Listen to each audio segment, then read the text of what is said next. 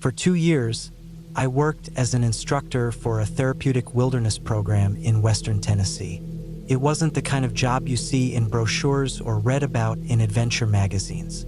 This wasn't about leisurely hikes or sunsets over rolling hills. It was hard, gritty work.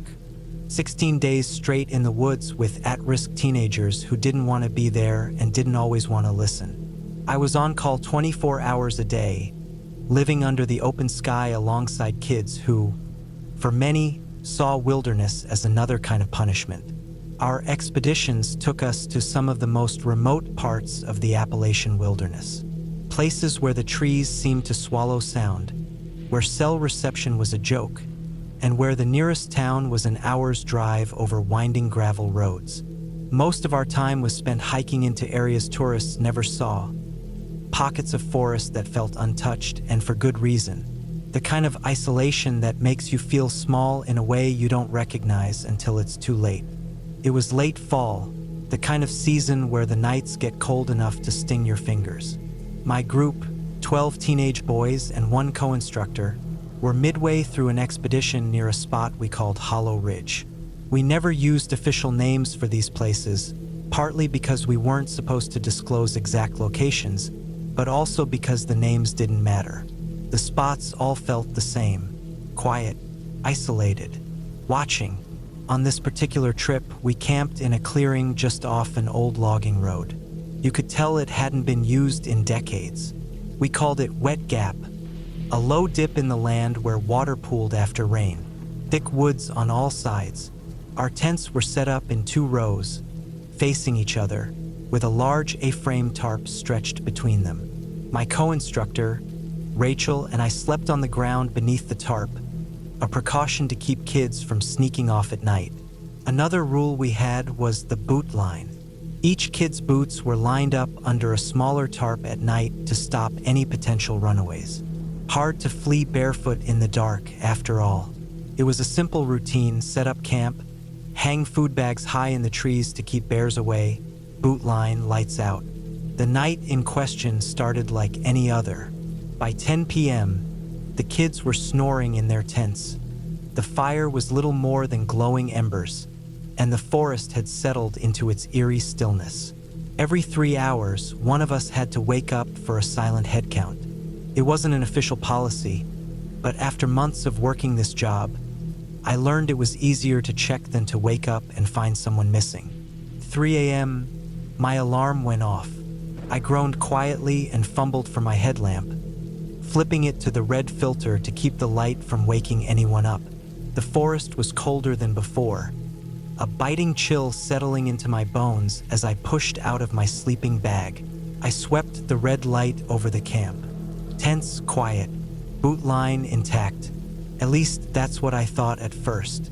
I rubbed the sleep from my eyes and squinted at the boots. Something wasn't right. 13 pairs. Took a second for that to click. 13 pairs of boots for 12 kids. My stomach dropped, and my body tensed up in a way that only happens when something is wrong. I counted again, slower this time. 12 pairs of smaller boots. And at the far end, men's hunting boots. Big, heavy, mud-caked. They were standing perfectly in line with the rest. I froze, still crouched under the tarp, staring at the boots. I felt my heartbeat thud in my ears.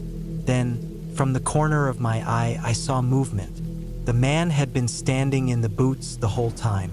As my light washed over him, he turned, walking calmly but deliberately toward the dark tree line. My hand fumbled for my flashlight's white setting. I flicked it on, and the beam sliced through the blackness, catching his back just before he vanished into the woods. He wore an old coat, something thick and brown, with a hat pulled low over his face. He never looked back. I scrambled out of my sleeping bag, my brain trying to process what I'd just seen. By the time I wiggled free, he was gone. I didn't wake anyone. What was I supposed to say? There was a man standing in your boots? It was my job to keep calm, to keep things normal. I sat awake for the rest of the night, my flashlight in hand, eyes darting between the tents and the dark edge of the clearing. At sunrise, I tried to shake off the nerves. Rachel was the only one who noticed I was unusually quiet. We packed up camp and started cooking breakfast when I saw them. 3 men walking into the clearing. They came out of the woods, not the trail, and approached us from an angle that didn't make sense. They stopped about 10 yards away, 3 of them all carrying hunting rifles. I recognized one man immediately. His boots were caked in the same mud as the pair I'd seen during the night. I nodded, my mouth dry. None of them said a word. They just stood there, staring. For a moment, I thought about asking them if they needed something, but I knew better. The silence was deliberate, calculated. They just wanted us to know they were there. Eventually, they turned and disappeared into the woods on the opposite side of the clearing. I didn't tell Rachel what had happened the night before. There was no point. We had one more night before our pickup. I kept my flashlight beside me that night. My eyes open long after Rachel and the kids had gone to sleep. I told myself it was fine. Just one more night. It wasn't fine. I woke to screaming around 2 a.m. Rachel's voice, shrill and panicked. I shot upright and turned on my light. Rachel was scrambling out of her sleeping bag, frantically running her hands through her hair. Her breaths were coming in short gasps, the way someone breathes when they're fighting off a panic attack. I pulled her away from the tents, trying to calm her down. Finally, she managed to choke out what happened. She said she woke up feeling something tugging at her hair. At first, she thought it was a mouse or a spider, but when she turned on her headlamp, she saw him. The same man, inches from her face, wearing night vision goggles. He had been braiding her hair when she woke up. We didn't sleep the rest of that night. I stayed awake, light in hand, while Rachel sat in silence, staring at nothing. By dawn, we packed up camp faster than I've ever seen a group move. When the van finally came to pick us up, none of the kids asked why we left so early. Maybe they felt it too, that invisible weight in the woods, something wrong just beyond the edge of the trees. Rachel quit the program a week later. I don't blame her. I stuck it out for a while longer, but I avoided that area like the plague. 2 months later, I heard a woman had been found tied to a tree near Hollow Ridge. She'd been missing for 4 days, left there by someone who had no intention of coming back. She survived, barely. I think about those boots sometimes, about the man who stood there silently while I counted and recounted, trying to convince myself I was seeing things. I wasn't.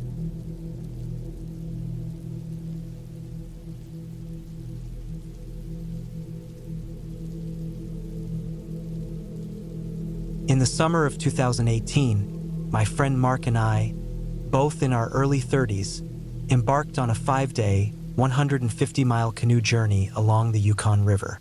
Our adventure began at the southern tip of Lake LaBerge, a vast expanse of cold, clear water nestled in the Yukon Territory. We had meticulously planned our route, ensuring we stayed within 100 yards of the shore at all times, a precaution against the lake's frigid waters, which could induce hypothermia in mere minutes if we capsized. The first day greeted us with relentless winds that whipped across the lake's surface, churning the water into frothy waves. Paddling against such force was exhausting, and despite our best efforts, we fell significantly behind schedule. Our arms ached and our progress was painfully slow. The wind seemed to mock our attempts, pushing us back with every stroke. By the time we set up camp that evening, we were both physically and mentally drained. The following morning, the wind persisted and our spirits waned. We questioned our decision to undertake this journey, but by noon, the tempest finally relented. The lake transformed into a mirror, its surface smooth and reflective under the midday sun. Eager to regain lost time, we decided to take a shortcut, cutting across a wide bay between 2 peninsulas. This route would take us farther from the shore than our original plan, but with the calm waters, we felt confident in our decision. As we paddled into the open water, the vastness of the lake enveloped us. The shoreline receded into the distance, and for the first time, we were truly alone in the wilderness. The silence was profound, broken only by the rhythmic splash of our paddles and the occasional call of a distant loon. We felt a sense of freedom and adventure that had eluded us during the previous day's struggle against the wind. However, our optimism was short-lived. Halfway across the bay, the sky darkened ominously. Thick, black clouds rolled in with alarming speed, and a distant rumble of thunder sent a shiver down my spine. The air grew heavy, and an eerie stillness settled over the lake. We exchanged uneasy glances, realizing the peril of our situation. We were half a mile from the nearest shore, exposed and vulnerable. Without warning, a fierce storm unleashed its fury upon us. The wind roared back to life, whipping the lake into a frenzy of 2 to 3 foot waves that threatened to capsize our canoe. Rain lashed down in icy sheets, and flashes of lightning illuminated the darkened sky, each bolt followed by a crack of thunder that seemed to shake the very air around us. Our previous exhaustion was forgotten, replaced by a surge of adrenaline and fear. Instinctively, we turned the canoe into the waves, knowing that broadsiding them would spell disaster. We paddled with every ounce of strength, fighting to maintain our position and prevent the wind from pushing us further into the lake's treacherous depths. The cold was biting, seeping through our rain gear and chilling us to the bone. Our muscles screamed in protest, but we couldn't afford to stop. The risk of capsizing was ever present, and the knowledge that the icy waters could claim us in minutes drove us onward. For what felt like an eternity, we battled the storm. Time lost all meaning. There was only the next wave, the next stroke, the next breath. Our world had shrunk to the confines of our canoe and the raging elements that sought to overwhelm us. Fear was a constant companion, whispering of the dangers that surrounded us, but we pushed it aside, focusing solely on survival. After approximately 45 minutes, though it felt like hours, the storm began to abate. The wind's ferocity lessened, and the waves diminished in size. Our arms trembled with exhaustion, but the sight of the shoreline, now within reach, filled us with renewed determination. We paddled toward it, each stroke bringing us closer to safety. The rain had reduced to a drizzle, and the oppressive darkness of the storm clouds began to lift, allowing slivers of light to pierce through. Reaching the shore, we stumbled out of the canoe, our legs unsteady on solid ground. The relief was overwhelming, but we knew we couldn't rest yet. With the storm still threatening, we needed to find or create shelter. The shoreline offered little in the way of natural protection, so we set to work constructing an improvised shelter using the canoe, tarps, and whatever materials we could find. Our movements were clumsy with fatigue, but necessity drove us on. Once the shelter was erected, we huddled beneath it, our wet clothes clinging to our bodies and our breaths coming in ragged gasps. The reality of what we had just endured began to sink in, and a profound sense of gratitude washed over me. We had faced nature's wrath and emerged alive. The scariest 45 minutes of my life had tested our endurance, our resolve, and our friendship. In that moment, the bond between Mark and me felt unbreakable, forged in the crucible of shared adversity. As the storm finally moved on, leaving a calm, starless night in its wake, we allowed ourselves to rest. The journey ahead was still long, and challenges undoubtedly awaited us. But for now, we were safe. The Yukon had shown us its unpredictable power, and we had learned to respect it. Our adventure continued, but the memory of that harrowing crossing would remain with us, a reminder of our vulnerability and resilience in the face of nature's might.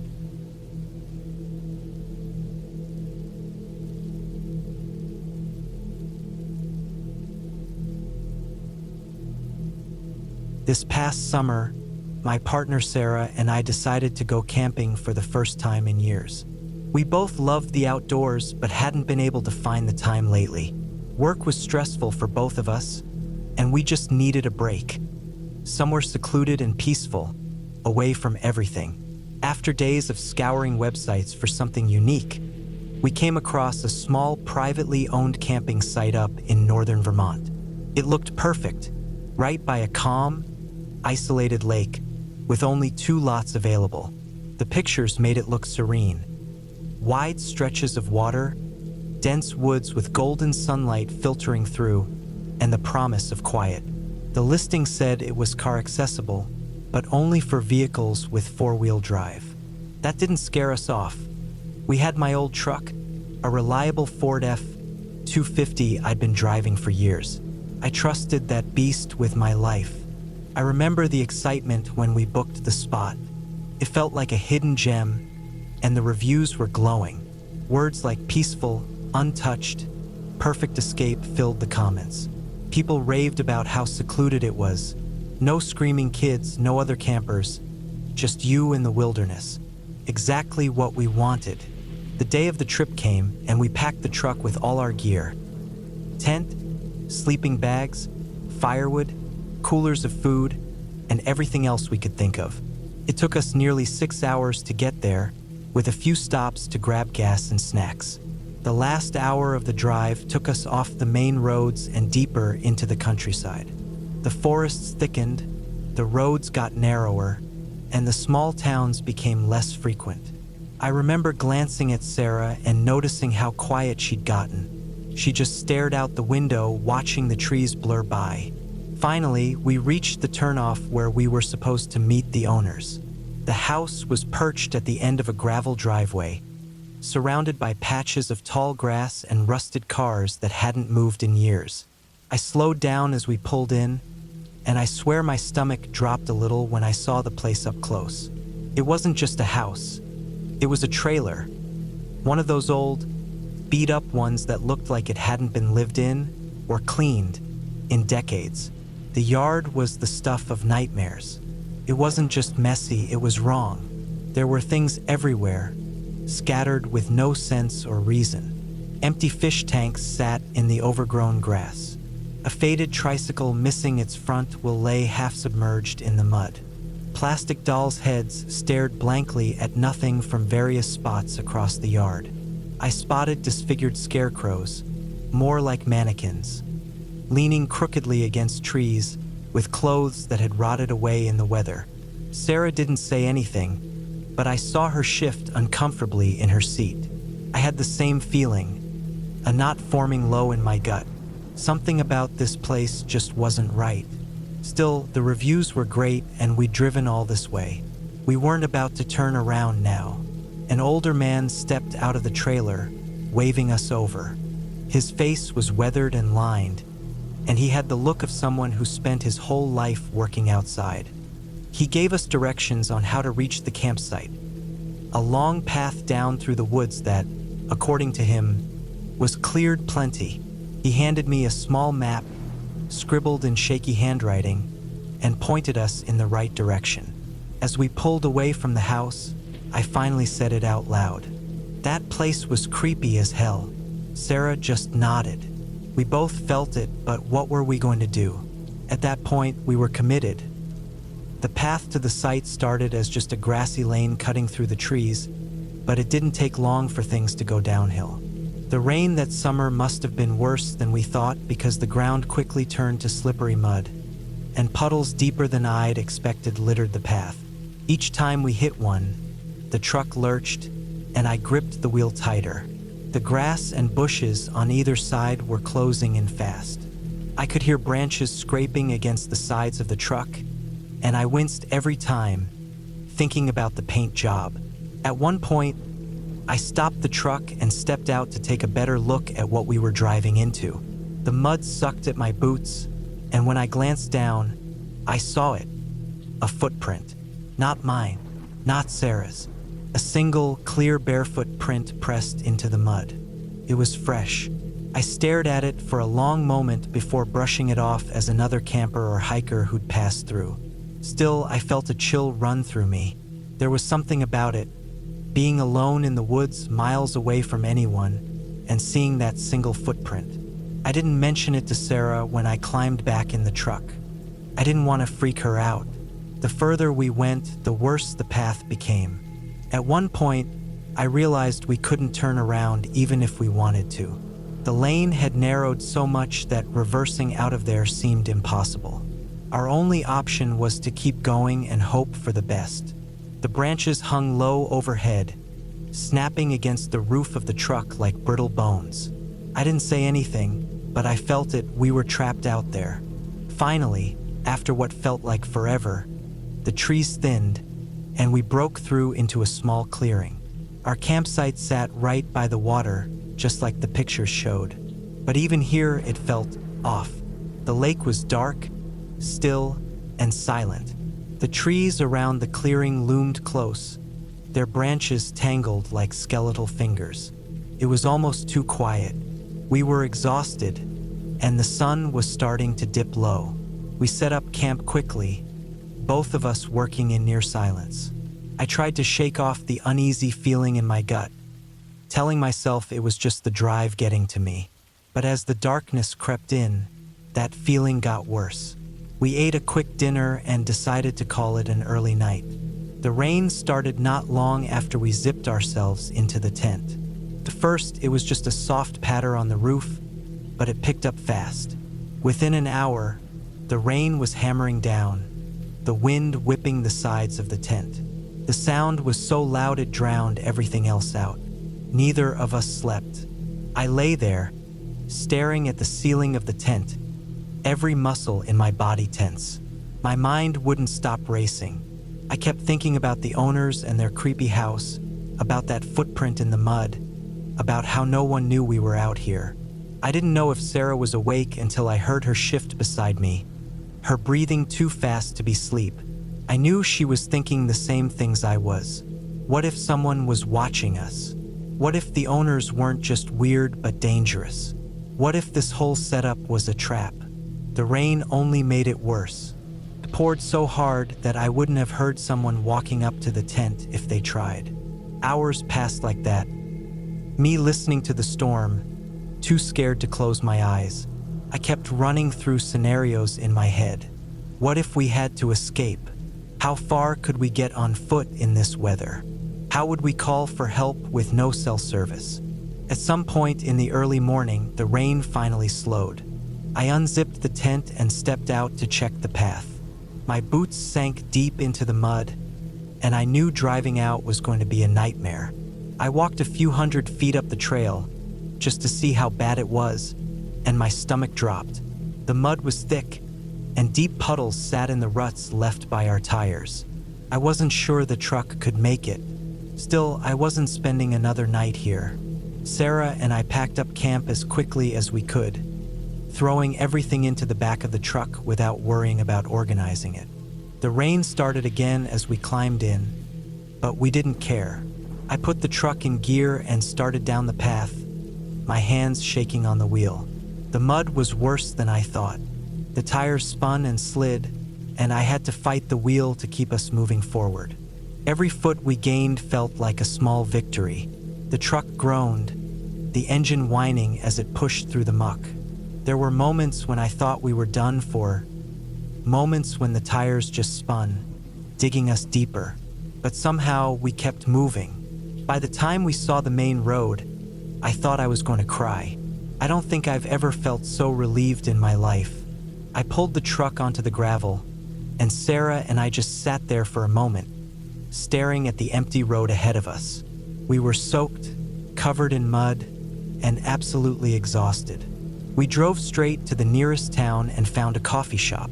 Sitting there with a hot cup of coffee and a greasy breakfast sandwich, I felt like I was dreaming. The whole night felt surreal, like something out of a nightmare. We spent the rest of the trip in a motel. It wasn't fancy, but it was safe. We didn't talk much about the campsite, but I knew we were both thinking the same thing. We should have trusted our gut.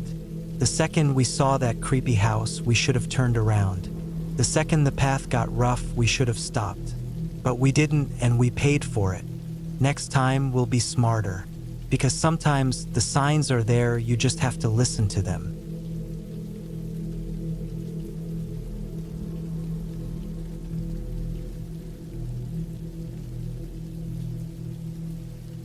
I had always been an avid camper, relishing the serenity and solitude that the wilderness offered. In the summer of 2018, I decided to embark on a solo camping trip to the remote forests of northern Minnesota. The idea of spending a week alone in the dense woods, far from the hustle and bustle of city life, was both exhilarating and rejuvenating. After meticulous planning and preparation, I packed my gear into my trusty old Jeep and set off early one morning. The drive was long, winding through small towns and eventually giving way to gravel roads that led deeper into the forest. By late afternoon, I arrived at a secluded spot near a pristine lake, miles away from the nearest human habitation. The area was breathtaking, with towering pines, the gentle lapping of water against the shore, and the symphony of birdsong creating a perfect natural harmony. I set up my campsite a few yards from the lake, pitching my tent on a flat patch of ground and arranging my supplies neatly. As dusk approached, I built a fire and cooked a simple meal, enjoying the tranquil ambience. The sky transitioned from hues of orange and pink to a canopy of stars, unblemished by light pollution. Feeling content, I settled into my tent and drifted off to sleep, lulled by the sounds of the forest. The first couple of days passed without incident. I spent my time hiking, fishing, and reading by the lakeside. The isolation was invigorating, allowing me to disconnect from the digital world and immerse myself fully in nature. However, on the third night, things began to take an unsettling turn. I had just crawled into my sleeping bag after extinguishing the campfire when I heard a faint rustling outside my tent. Initially, I dismissed it as a small animal foraging in the underbrush, but the rustling persisted, growing closer and more deliberate. My heart rate quickened as I strained to listen, every nerve on edge. The sound circled my tent slowly, then stopped directly at the entrance. Holding my breath, I waited in tense silence. Minutes felt like hours, but eventually, the noises ceased, and I convinced myself it was just a curious raccoon or deer. The following morning, I searched the perimeter of my campsite for any signs of nocturnal visitors, but found nothing unusual. Shrugging it off, I continued with my day's activities, though a lingering sense of unease shadowed my thoughts. That evening, as the sun dipped below the horizon, I couldn't shake the feeling of being watched. The forest, which had once felt like a welcoming sanctuary, now seemed oppressive, its shadows hiding unseen eyes. I fortified my campfire, hoping the flames would ward off any intruders, animal or otherwise. Sleep came fitfully, interrupted by dreams of dark figures lurking just beyond the firelight. In the dead of night, I was jolted awake by a loud snap, like a branch breaking underfoot. I sat up, my senses on high alert. The sound had come from the direction of the lake. Peering through the small mesh window of my tent, I could see the faint outline of the water, shimmering under the moonlight. Then, I noticed it, a silhouette standing at the edge of the trees, motionless and indistinct. Panic surged through me. I debated whether to call out, but fear paralyzed my voice. Instead, I grabbed my flashlight and shone it toward the figure. The beam cut through the darkness, illuminating nothing. The figure had vanished. My mind raced, grappling with the possibility that my eyes had deceived me, that perhaps the isolation was playing tricks on my psyche. The next day, I resolved to leave the campsite and head back to civilization. The allure of solitude had been overshadowed by an overwhelming sense of dread. As I packed my belongings, I couldn't shake the feeling that I was being observed. The hairs on the back of my neck stood on end, and every snap of a twig or rustle of leaves set my nerves aflame. The journey back to my vehicle was fraught with tension. The forest, once a place of solace, now felt like a labyrinth of potential threats.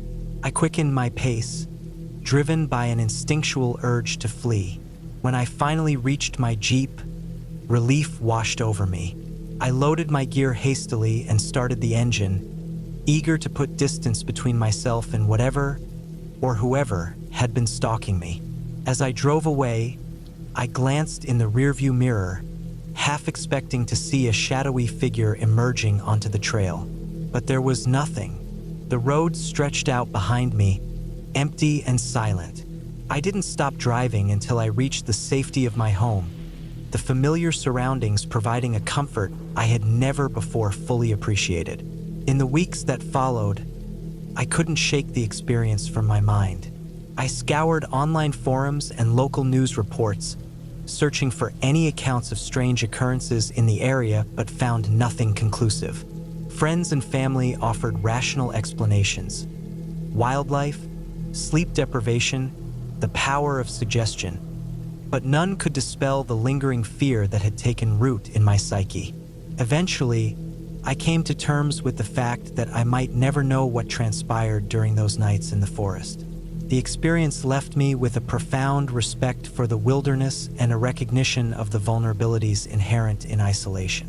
While I continue to cherish the outdoors, I now approach solo excursions with heightened caution, always mindful of the unseen mysteries that the natural world may conceal.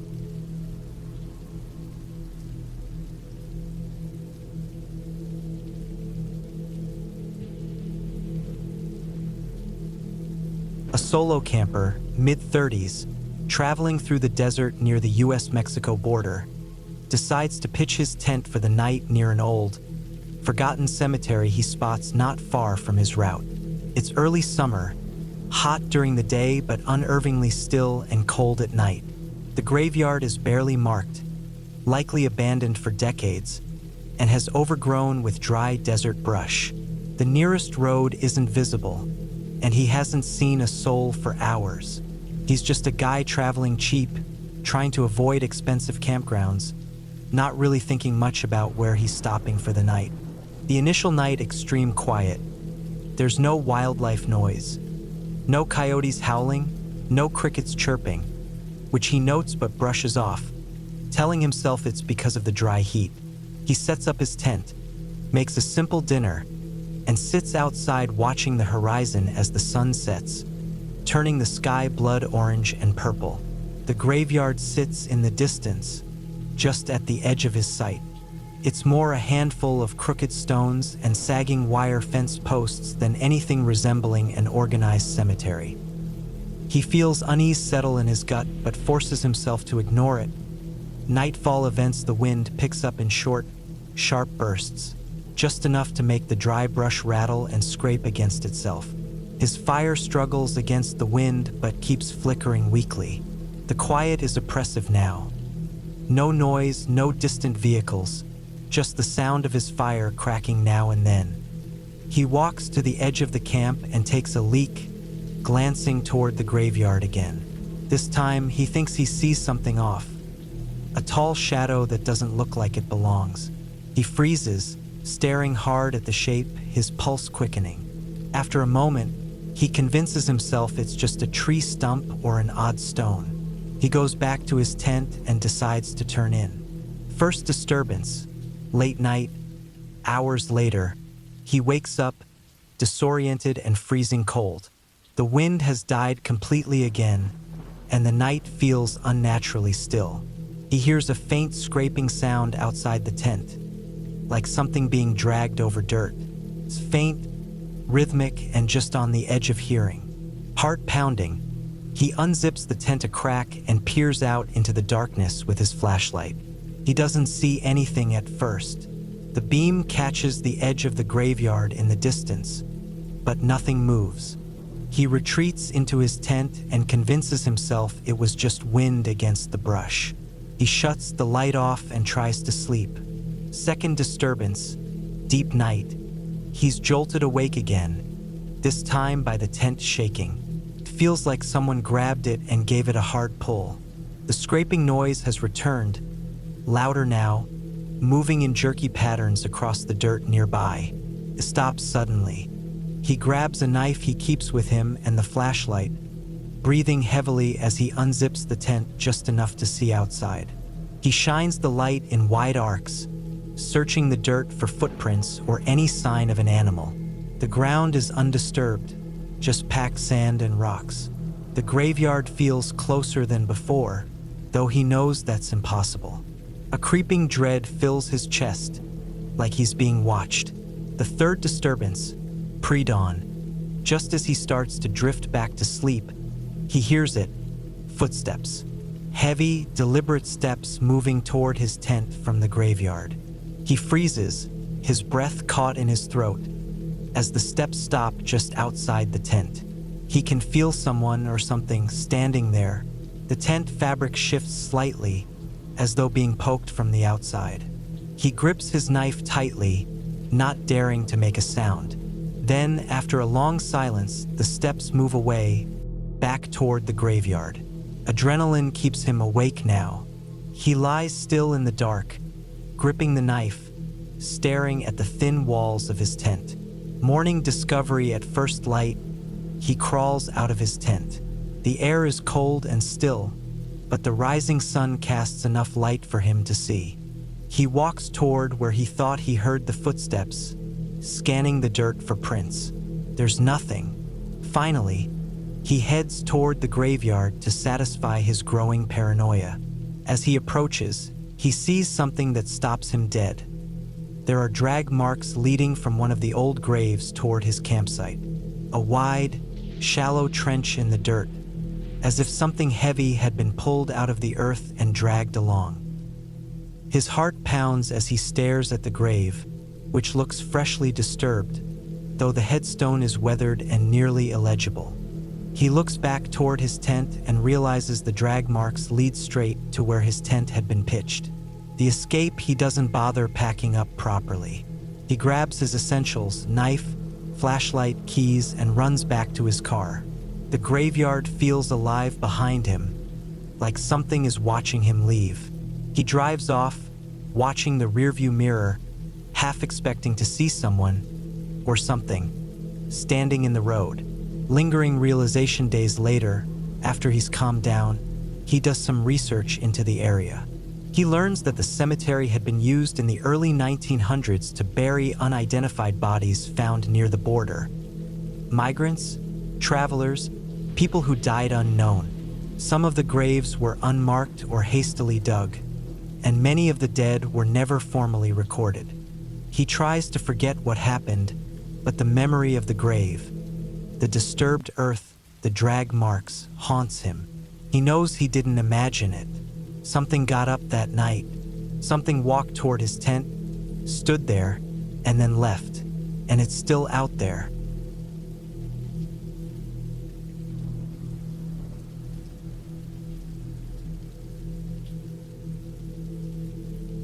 It was late fall, and the air had that sharp bite to it. The kind that makes your breath visible in the chilly evening air. I was alone on this trip, a decision I hadn't fully understood at the time but would grow to regret. My car was parked at a small, secluded campground in the remote part of the Rocky Mountains, far away from any bustling city or even small town. I was 32 at the time, just looking for some quiet, some peace. Maybe a little bit of an escape from the noise of daily life. What I didn't expect was to find something much darker. I'd arrived around midday, not expecting anything out of the ordinary. The sun was still up, casting long shadows as I unpacked my gear. The campsite I chose was near the edge of a dense forest, the trees thick and packed together like a wall, preventing any view beyond the trunks. A small creek ran through the area, its gurgling sound a constant presence. I set up my tent, laid out my sleeping bag, and made sure my little campfire pit was ready for the evening. There was something oddly comforting about the solitude. The only sounds were the wind rustling the leaves and the distant murmur of the creek. That night, I cooked myself a simple meal, just some canned soup and bread, and sat by the fire as the daylight quickly slipped away. The night closed in around me, thick and heavy. The sky above, clear with the stars shining down like pinpricks of light, felt far too big and open for comfort. The cold seemed to creep in at every corner. By the time the soup was finished, I was left with nothing but the fire crackling and the sound of the night around me. I had brought a book, but I wasn't in the mood for reading. I wasn't tired either, but I had this feeling creeping at the back of my mind, a feeling that something wasn't right. It wasn't a loud thought, but more of a subtle instinct. I brushed it off, telling myself that I was just being paranoid. It was late, the air was cold, and I was alone in the woods. Of course, my mind would start to play tricks. I moved the firewood around, the flames jumping and snapping as I did, trying to focus on something other than the rising anxiety in my chest. That's when I heard it, a snap, the unmistakable sound of a branch breaking somewhere deep in the woods. My body tensed instinctively. The fire crackled again, and for a moment, I convinced myself that it was just an animal, maybe a deer or a bear, something harmless that wouldn't be interested in me. But then the sound came again, closer this time. My eyes darted toward the darkness beyond the reach of the firelight. There was no movement, no indication of what had caused the sound. The wind wasn't strong enough to make branches snap like that. I stood up slowly, my hand instinctively reaching for the flashlight I kept by my side. Another snap, a third one, louder this time, and I froze. The hair on the back of my neck stood up. Something was out there, but what? I stood still for a long moment, the silence almost unbearable except for the low hum of the night around me. Then, I decided to shine the flashlight into the dark woods. The beam cut through the darkness like a knife, revealing nothing but trees, shadows, and the sway of branches. Still, the eerie feeling didn't subside. I tried to convince myself it was nothing, a raccoon maybe, but deep down, I couldn't shake the feeling that something was off. Something was watching. Something was out there in the trees waiting. The night dragged on, the fire crackling louder as I tried to ignore the gnawing sensation in my gut. But it wasn't until later, as I prepared to crawl into my tent, that I felt the first real jolt of fear. A figure, just a silhouette at first, but then more distinct. It was standing at the edge of the clearing, half in the shadows, just outside the reach of the firelight. I froze. My breath hitched in my chest as I stared at the dark shape, trying to make sense of it. My mind ran through every logical explanation. Maybe it was another camper or some other hiker, but no one had passed me on the trail when I set up camp, and no one was supposed to be in this remote area. The figure didn't move, didn't acknowledge the light or the noise of the fire. It was just there, watching. I grabbed the flashlight, the beam now trembling in my hands, and pointed it straight at the figure. But when the light hit the spot, it was empty. The figure was gone.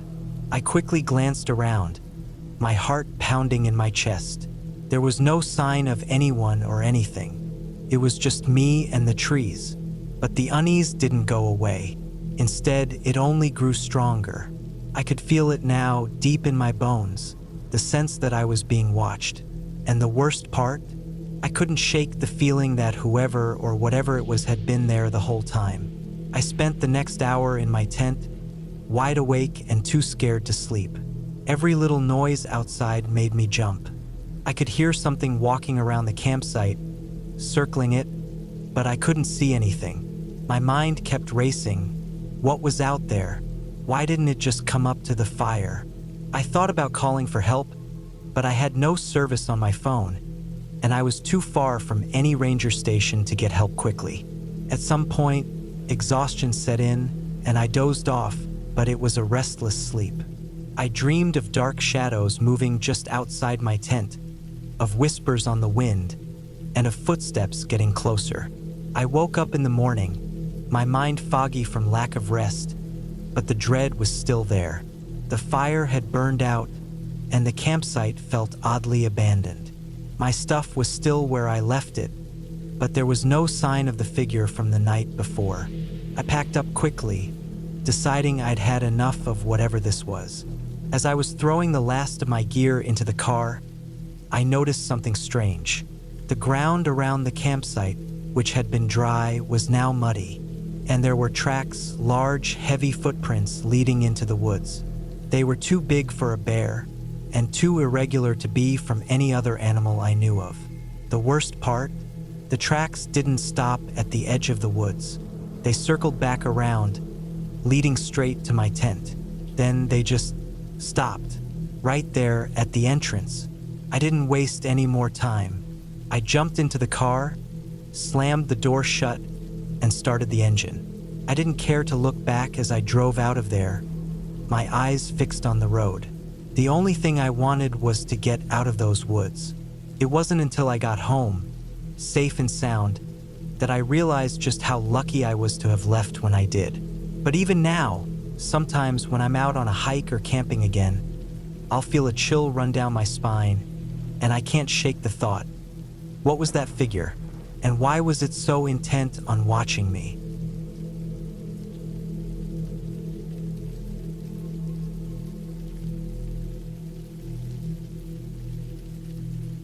I never thought a simple camping trip would make me regret ever stepping foot in the woods again.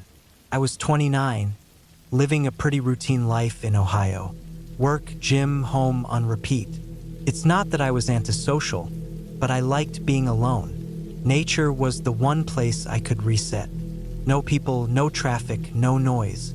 Just me, the rain tapping on the tent, the distant sounds of animals doing whatever animals do. That's how I convinced myself to go camping alone in late August. It wasn't my first time. I'd done a solo trip or two before, but never during heavy rains. I figured it would be peaceful. A damp forest floor, the scent of rain, maybe the hum of a creek rising nearby. I packed up on Friday night. An old dome tent, some supplies, a first aid kit, a good amount of food and water bottles. The forecast said intermittent showers, so I wasn't too concerned. A little rain wouldn't hurt, right? I've been through worse. I headed out early Saturday morning. The drive took me to Wayne National Forest, about 3 hours south. I'd been there before but stayed on the well-traveled parts. This time I wanted to explore a more remote section. No trails, no campgrounds, just woods. I parked the car at a small gravel pull-off where a thin, muddy path started and disappeared into the trees. I should have paid more attention to the emptiness around me. No other cars, no hikers, just mine sitting awkwardly on the gravel like it didn't belong. It was unsettling in a way I couldn't describe, but I shook it off. I come here for isolation. That's exactly what I was getting. I grabbed my pack and started walking. It wasn't a long hike, 2 or 3 miles at most. I knew rain was coming, so I didn't want to go too far. The forest felt endless. The deeper I went, the darker it got. The thick leaves above blocked out most of the sunlight, leaving the forest floor damp and shadowy. The smell of wet earth hung in the air. Every so often, a crow would caw somewhere in the distance, and I'd hear branches snapping as unseen animals moved around. By mid-afternoon, I found a good spot to set up. It was a small clearing surrounded by tall oaks and maples. A nearby stream cut through the brush. Its soft trickling sound carried through the trees. It felt right, secluded but not suffocating. I set up the tent quickly and unloaded my gear. Once everything was situated, I sat on a log, eating a sandwich and watching the sky darken through the leaves. The first drops of rain came softly at first, tapping on my tent like little knocks. It wasn't heavy yet, just enough to cool the air. I pulled on my jacket and decided to walk around a bit. Exploring the area felt like a good idea, just to know my surroundings. It was peaceful for the most part, but there were moments where I'd stop and listen, hearing nothing but my own breathing and the faint drumming of the rain. It's strange how silence can make you feel like you're being watched. By the time I got back to camp, the rain had picked up. I crawled inside my tent and zipped it closed, listening as the steady patter grew louder. It wasn't relaxing anymore. The constant drumming was almost aggressive. I read a book by flashlight for a while, hoping the rain would calm me down. I don't know how long I stayed like that before I first heard it. A noise just outside the tent. It wasn't the rain. It was slow, deliberate, soft crunching on wet leaves. I froze, holding my breath. It was probably an animal, I told myself. A deer, maybe. But the sound didn't move away. It just stopped. I sat there for what felt like hours, waiting for something else. Nothing came. Finally, I unzipped the tent just enough to peek outside. It was pitch black. My flashlight beam cut through the rain, landing on the empty clearing. No movement. I shone it around quickly before zipping the tent back up. I didn't see anything, but I couldn't shake the feeling that I wasn't alone. I forced myself to lie down and close my eyes, but sleep didn't come easy. Every small noise outside, every twig snapping, every rustle, made me jolt awake. My heart pounded every time I imagined what could be out there, watching me from the dark. At some point, I must have fallen asleep because the next thing I remember was waking up to total silence. The rain had stopped. I blinked, disoriented, sitting up and grabbing my phone. 3:17 Uhr nachts. My tent felt colder than before. Something about the quiet didn't feel right. I sat there for a moment, listening. Then I heard it again, the soft crunching of footsteps circling the tent. My blood ran cold. This time it wasn't stopping. It moved slowly, deliberately, like whoever or whatever it was wanted me to hear. Couldn't breathe. The sound circled the tent once, then again, stopping right behind where I was sitting. I held the flashlight tightly, debating what to do. I didn't want to open the tent again. I didn't want to see what was out there. The footsteps didn't move for what felt like forever. It was just silence, but I knew someone or something was standing right there, outside the thin wall of fabric. Then, slowly, the sound started again. It moved toward the stream and faded away into the trees. I sat there, trembling, for the rest of the night. I didn't dare move, barely even breathing. The first light, I grabbed my stuff as quickly as I could. I didn't even bother packing properly. I stuffed everything into my bag, shaking the whole time. I kept looking over my shoulder, convinced I'd see someone standing at the tree line. The hike back to my car was the longest 2 miles of my life. The forest was silent again, too silent. When I finally broke through the trees and saw my car, I nearly cried with relief. I threw my bag in the trunk and climbed in, locking the doors. My hands were still shaking as I started the engine and pulled onto the gravel road. I didn't look back. I didn't want to see if someone or something was watching me leave. I haven't gone camping alone since that day. I never will again. Something was out there with me that night, and I still don't know what it was.